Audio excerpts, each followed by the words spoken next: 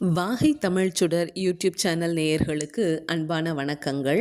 PGTRB அலகு 1ல் திராவிட மொழிகள் அப்படின்னு ஒரு டாபிக் இருக்குது.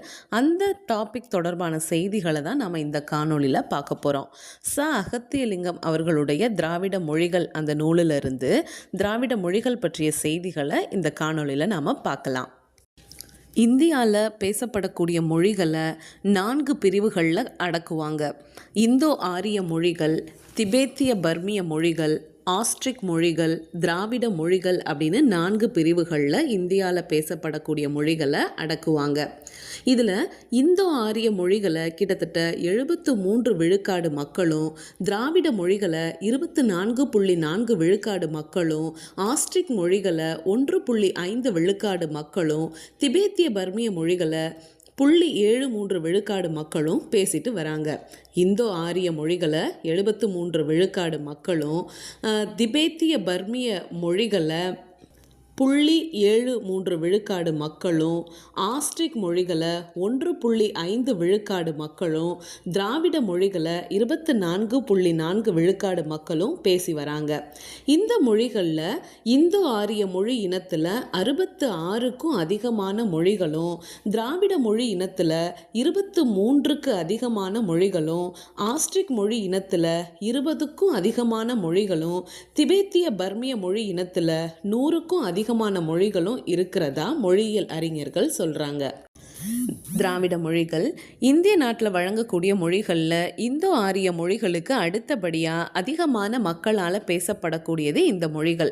எத்தனையோ நூற்றாண்டுகளாக வாழ்ந்து வரக்கூடிய இந்த திராவிட மக்களால் பேசப்படக்கூடிய இந்த மொழிகளில் சில இலக்கியம் கண்டவை, பல இலக்கியம் காணாதவை, சில திருந்திய மொழிகள், பல திருந்தாத மொழிகள், சில கோடி மக்களால் பேசப்படுபவை, பல ஒரு சில ஆயிரம் மக்களால் பேசப்படுபவை, சில நாட்டிலும் நகரத்திலும் வாழ்கின்ற மக்களின் மொழிகள், பல காட்டிலும் மேட்டிலும் வாழக்கூடிய பழங்குடியின மக்களினுடைய மொழிகள். இந்த மொழிகள் இந்திய நாட்டில் மட்டும் இல்லாமல் பிற நாடுகள்லையும் கூட வழங்கப்படுறத பார்க்குறோம்.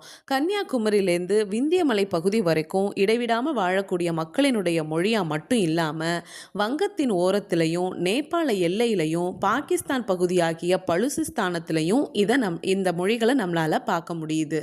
சிறந்ததொரு நாகரிகத்தை கொண்டு வாழ்ந்த இந்த மக்கள் பன்னெடுங்காலத்திற்கு முன்னாடியே இந்தியா முழுக்க பறந்துபட்டு வாழ்ந்திருந்தாங்க அப்படின்னும், காலப்போக்கில் தென்னகத்தை தங்களுடைய தாயகமாக கொண்டுட்டாங்க அப்படின்றதும் நம்புறதுக்கு இடமளிக்குது. இன்னைக்கு 23க்கும் அதிகமான திராவிட மொழிகள் இருக்குது அப்படின்னு மொழியியல் அறிஞர்கள் சொல்கிறாங்க. அதில் தமிழ், தெலுங்கு, மலையாளம், கன்னடம் இந்த மொழிகள் தான் சிறந்து விளங்கப்படுறதை நாம் பார்க்க முடியுது. திராவிட மொழிகளினுடைய எண்ணிக்கை, அந்த மொழிகளை பேசக்கூடிய மக்களின் எண்ணிக்கை, அவங்க வாழக்கூடிய இடங்கள், இதெல்லாம் பற்றி நாம் இந்த காணொலியில் இன்னும் விரிவாக பார்க்க போகிறோம். முதல்ல தமிழ் மொழி கிட்டத்தட்ட 2000 வருஷத்துக்கு முன்னாடியே சிறந்த இலக்கிய வளத்தையும் இலக்கண வளத்தையும் கொண்ட மொழி தான் தமிழ். இந்த மொழி பார்த்திங்கன்னா தென்கிழக்கு ஆசிய நாடுகள் பலவற்றில் பேசப்படுது. தெற்கு ஆசிய நாடுகளான இந்தியா, இலங்கை இந்த நாடுகள்லையும், கிழக்காசிய நாடுகளான பர்மா, மலேசியா, சிங்கப்பூர், இந்தோனேஷியா, பிஜித் தீவு இந்த நாடுகள்லையும், இன்னும் தென்னாப்பிரிக்கா, பிரிட்டிஷ் கயானா, மடகாஸ்கர், ட்ரினிடாட் இந்த நாடுகள்லையும் பேசப்படக்கூடிய பெருமை உடையதாக இருக்குது. இலங்கையில் சுமார் 20 லட்சம் பேர் தமிழ் பேசக்கூடியவங்க இருக்காங்க அப்படின்னு ஒரு கணக்கெடுப்பு சொல்லுது. அடுத்து மலையாள மொழி அப்படின்னு எடுத்துக்கிட்டோம் அப்படின்னா, மலையாளம் எங்கே பேசப்படுதுன்னா கேரள மாநிலத்தில் பேசப்படக்கூடிய மொழி. தமிழ்நாட்டோட மிக ஒட்டிய பகுதி தான் கேரளம். இந்த மலையாள மொழி இந்திய நாட்டில் கேரளத்தில் மட்டும் இல்லாமல் லட்சத்தீவுலையும் பேசப்படுது. சிறந்த இலக்கிய பரப்பையும் இலக்கண பாரம்பரியத்தையும் இந்த மொழி கொண்டிருக்கு. அடுத்ததாக கன்னடம் எங்கே பேசுகிறாங்க அப்படின்னா கர்நாடகா, அதாவது மைசூர் மாநிலத்தில் பேசப்படக்கூடிய இந்த மொழி பழமையான இலக்கியங்களையும் இலக்கணங்களையும் இந்த கன்னட மொழி கொண்டிருக்கு. கிட்டத்தட்ட ஆயிரக்கணக்கான கல்வெட்டுகளையும் சிறந்த இலக்கணங்களையும் இந்த மொழியில் இருக்குது அப்படின்னு சொல்லலாம். மைசூர் மாநிலத்தில் மட்டும் இல்லாமல் தமிழ்நாட்டில் கன்னடம் எங்கெல்லாம் பேசுகிறாங்கன்னா கோயம்புத்தூரில் பேசுகிறாங்க, சேலம் பகுதியில் பேசுகிறாங்க, அப்புறம் ஆந்திராவில் பார்த்தோன்னா அனந்தபூர், பெல்லாரி இந்த பகுதிகளிலையும் இந்த மொழி பேசுகிறத நம்ம பார்க்க முடியுது. மைசூரை அடுத்த மகாராஷ்டிராவினுடைய தெற்கு பகுதிகளிலையும் இந்த மொழி நின்று நிலவுவதோட பண்டைய கால கல்வெட்டுகள் பலவற்றையும் கொண்டிருக்கிறத நம்மளால் பார்க்க முடியுது. கன்னடம் கர்நாடக மாநிலத்தில் மைசூரில் பேசப்படுது. கன்னடத்துக்கு பழமையான இலக்கண இலக்கியங்கள் இருக்குது. ஆயிரக்கணக்கான கல்வெட்டுகள் சிறந்த இலக்கணங்களை கொண்டது தான் கன்னட மொழி. மைசூர் மாநிலத்தில் மட்டும் இல்லாமல் தமிழ்நாட்டில் கோயம்புத்தூர், சேலம் இந்த பகுதிகளில் கன்னடம் பேசப்படுது. ஆந்திராவில் எங்கே பேசுகிறாங்கன்னா அனந்தபூர், பெல்லாரி இந்த பகுதிகள்லையும் பேசுகிறாங்க. அடுத்து மைசூரை அடுத்து இருக்கக்கூடிய மகாராஷ்டிராவினுடைய தெற்கு பகுதிகள்லையும் இந்த மொழி நின்று நிலவுவதோட பண்டைய கால கல்வெட்டுகள் பலவற்றையும் இந்த மொழியில் இருக்கிறத நாம் பார்க்க முடியுது. அடுத்ததாக தெலுங்கு. திராவிட மொழிகளில் தெலுங்கு மொழிக்கு அப்படின்னு ஒரு சிறந்த இடம் உண்டு. திராவிட மொழிகளிலே மிக அதிகமான மக்களால் பேசப்படக்கூடிய மொழி எது அப்படின்னா தெலுங்கு தான். ஒரிசாலேருந்து சென்னை வரைக்கும் இந்த மொழி பேசுகிறவங்க பறந்து இருக்காங்க. ஆந்திர மாநிலத்தில் சிறப்பாக இது வழங்கப்படுது. இது மட்டும் இல்லாமல் தெலுங்கு எங்கே பேசுகிறாங்கன்னா தென்னாப்பிரிக்கா போன்ற இடங்கள்லையும் பேசப்படுது. இந்திய நாட்டில் ஹிந்திக்கு அடுத்தபடியாக அதிக மக்களால் பேசப்படுறது இந்த தெலுங்கு மொழி. தமிழ்நாட்டிலையும் அங்கங்கே தெலுங்கு மொழி பேசுகிறவங்க பரவி இருக்கிறத பார்க்க முடியுது. திராவிட மொழிகளில் தெலுங்கு மொழிக்கு ஒரு சிறந்த இடம் இருக்குது. அதிகமான மக்களால் பேசப்படக்கூடிய மொழி தான் தெலுங்கு. ஒரிசாலேருந்து சென்னை வரைக்கும் தெலுங்கு பேசுகிறவங்க பரவி இருக்காங்க. ஆனாலும் குறிப்பாக ஆந்திராவில் சிறப்பாக தெலுங்கு பேசப்பட்டு வருது. தென்னாப்பிரிக்கா போன்ற இடங்கள்லையும் தெலுங்கு பேசப்படுது. இந்திய நாட்டில் ஹிந்திக்கு அடுத்தபடியாக அதிகமான மக்களால் பேசப்படக்கூடிய மொழி எது அப்படின்னா தெலுங்கு தான். அடுத்ததாக நம்ம பார்க்க போகிறது கோண்டி மொழி. எழுத்தில் ஏறாத இந்த மொழி வழக்கில் மிக பரந்து வாழ காண முடியுது. ஆந்திர பிரதேசம், மத்திய பிரதேசம், ஒரிசா, மகாராஷ்டிரம் இந்த 4 மாநிலங்கள்லையும் இந்த கோண்டி மொழி பேசப்படுது. ஆந்திர பிரதேசத்தில் கம்மம், அதிலாபாத் போன்ற மாவட்டங்கள்லையும், மகாராஷ்டிராவில் வார்தா, நாக்பூர், சியோனி இந்த பகுதிகள்லையும், மத்திய பிரதேசத்தில் சர்தா போன்ற இடங்கள்லையும் இந்த மொழி பேசுகிற மக்கள் வாழ்கிறாங்க. திராவிட பழங்குடி மொழிகளில் இந்த மொழி தான் அதிகமான மக்களால் பேசப்படுது. திராவிட பழங்குடி மொழிகளில் கோண்டி மொழி தான் அதிகமான மக்களால் பேசப்படுது. சுமார் 15 லட்சத்துக்கும் மேற்பட்ட மக்கள் இந்த மொழியை பேசுகிறாங்க அப்படின்னு ஆய்வுகள் சொல்லுது. கோண்டி மொழி எழுத்தில் ஏறாத இந்த மொழி வழக்கத்தில் ரொம்ப பறந்து வாழ காண முடியுது. ஆந்திர பிரதேசம், மத்திய பிரதேசம், ஒரிசா, மகாராஷ்டிரம் இந்த 4 மாநிலங்கள்லையும் இந்த மொழி பேசப்படுது. ஆந்திர பிரதேசத்தில் கம்மம், அதிலாபாத் இந்த மாவட்டங்கள்லையும், மகாராஷ்டிராவில் வார்தா, நாக்பூர், சியோனி இந்த பகுதிகள்லையும், மத்திய பிரதேசத்தில் சர்தா போன்ற இடங்களில் வாழக்கூடிய மக்களும் இந்த மொழியை பேசுகிறாங்க. திராவிட பழங்குடி மொழிகளில் இந்த மொழி தான் அதிகமான மக்களால் பேசப்படுது. அடுத்து குரூக் மொழி. இந்த மொழி பீகார், மத்திய பிரதேசம், ஒரிசா இந்த மாநிலங்களில் பேசப்படுது. சோட்டா நாக்பூர் பகுதிகளில், அதாவது ராஞ்சியை ஒட்டிய பகுதி அங்கே அதிகமாக பேசுகிறாங்க. இந்த மொழியை ஓரோவன் அப்படின்னும் சொல்கிறாங்க. குரூக் மொழியை ஓரோவன் அப்படின்னும் சொல்கிறாங்க. இந்த மொழி பீகார், மத்திய பிரதேசம், ஒரிசா இந்த மாநிலங்களில் பேசப்படுது. சோட்டா நாக்பூர் பகுதிகளில் அதிகமாக இந்த மொழி பேசுகிறாங்க. இந்த குரூக் மொழியை ஓரோவன் அப்படின்னு அழைக்கிறாங்க. அடுத்து துளு மொழி. திருந்திய திராவிட மொழிகளில் ஒன்றான துளு மைசூர் மாநிலத்தில் இருக்கக்கூடிய மங்களூர் பகுதிகளில் துளு மொழி அதிகமாக பேசப்படுது. கேரள மாநிலத்தில் இருக்கக்கூடிய காசர்கோட்லையும் இந்த துளு மொழி பேசக்கூடிய மக்களை நாம் பார்க்கலாம். துளு அப்படிங்கிறது திருந்திய திராவிட மொழிகளில் ஒன்று. இது மங்களூர் பகுதியில் அதிகமாக பேசப்படுது. கேரளாவில் இருக்கக்கூடிய காசர்கோட்லையும் இந்த மொழி பேசுகிற மக்களை நாம் பார்க்கலாம். அடுத்து கூயி.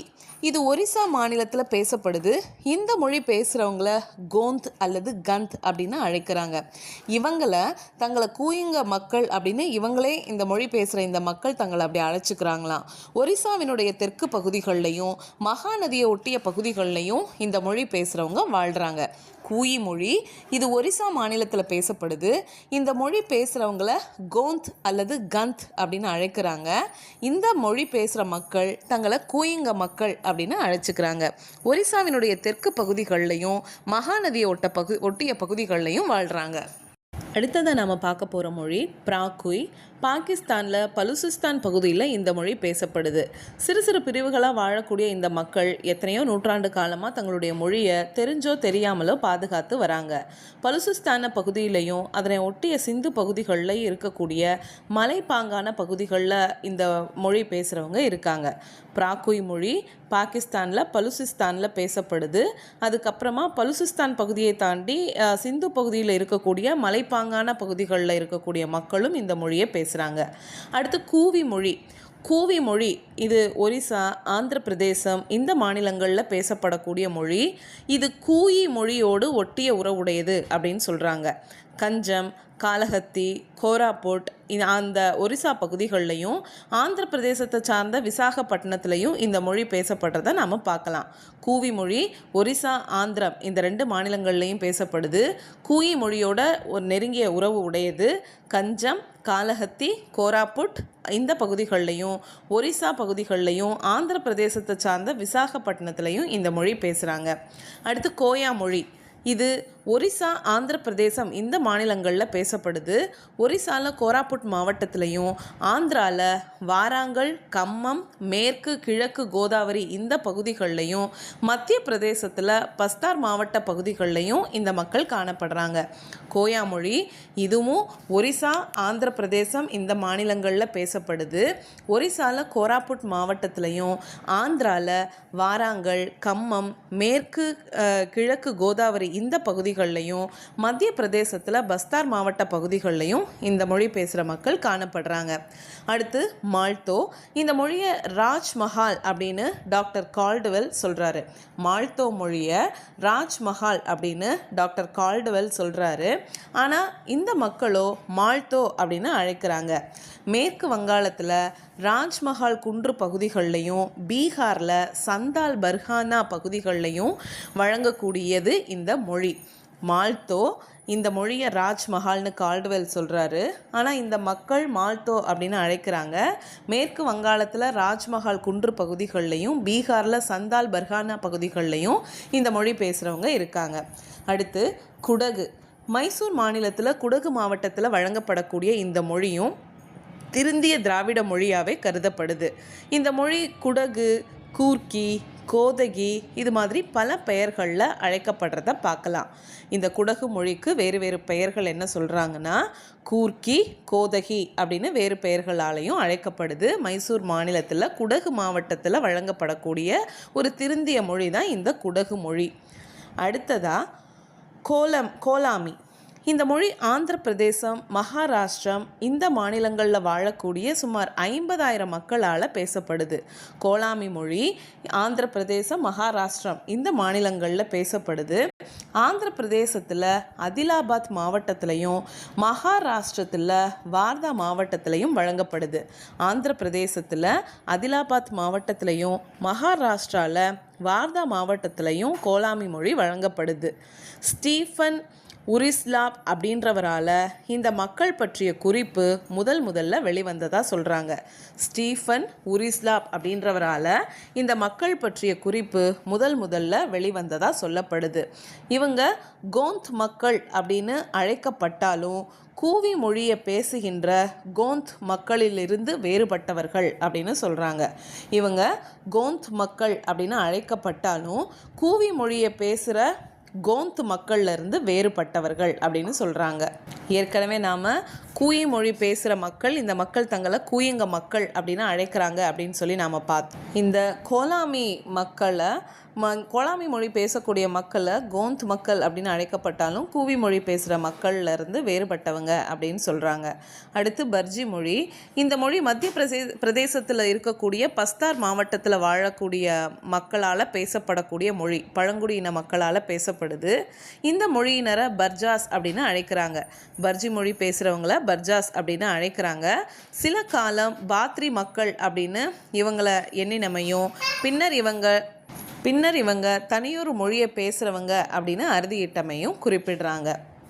மீதம் இருக்கக்கூடிய மொழிகளை நம்ம அடுத்த காணொலியில் பார்க்கலாம். இந்த காணொலி உங்களுக்கு பிடிச்சிருந்ததுன்னா லைக் பண்ணுங்கள், ஷேர் பண்ணுங்கள், மறக்காமல் சப்ஸ்கிரைப் பண்ணுங்கள். நன்றி, வணக்கம்.